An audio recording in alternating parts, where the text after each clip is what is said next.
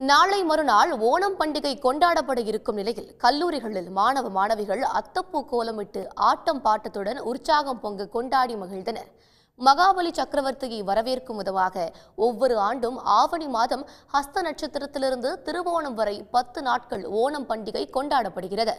கேரள மாநிலத்தின் பாரம்பரிய பண்டிகையை தமிழ்நாட்டிலும் உற்சாகம் குன்றாமல் கல்லூரிகளில் மாணவ மாணவிகள் அத்தப்பூ கோலமிட்டு கொண்டாடி வருகின்றனர்.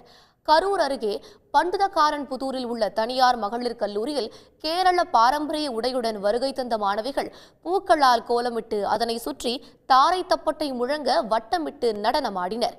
தொடர்ந்து திரைப்பட பாடல்களுக்கும் நளினம் குன்றாமல் நடனமாடி செல்ஃபி எடுத்து பண்டிகையை பூரிப்புடன் கொண்டாடினர்.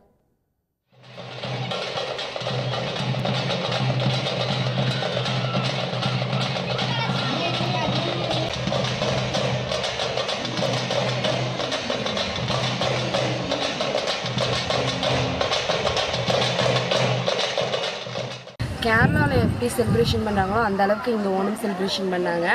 இங்கே டான்ஸு கோலம் பூக்களை வச்சு மட்டும் நாங்கள் கோலம் போட்டோம். நிறையா ஃபன்னாக இருந்துச்சு. கேரளா ட்ரம் செட்டில் நாங்கள் டான்ஸ் ஆடிட்டு இருந்தோம். இந்த வருஷமே எல்லாமே வச்சுருக்கோம். கேரளா மூலம் எல்லாம் வச்சு நாங்கள் என்ஜாய் பண்ணிட்டு வரோம். ஓணம் பூக்கோலம் போட்டாங்க, ஓணம் டான்ஸு, ஓணம் காஸ்டியூம் போட்டு கேரளா மூலம் எல்லாமே வச்சுருந்து நாங்கள் ஜாலியாக செலிப்ரேட்.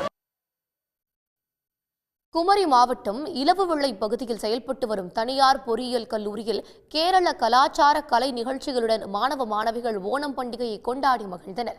கல்லூரி வளாகத்தில் பூக்களால் கோலமிட்டு மேளதாளம் முழங்க மகாபலி சக்கரவர்த்தி வேடமணிந்து வந்த மாணவர்களுக்கு வரவேற்பு அளித்தனர்.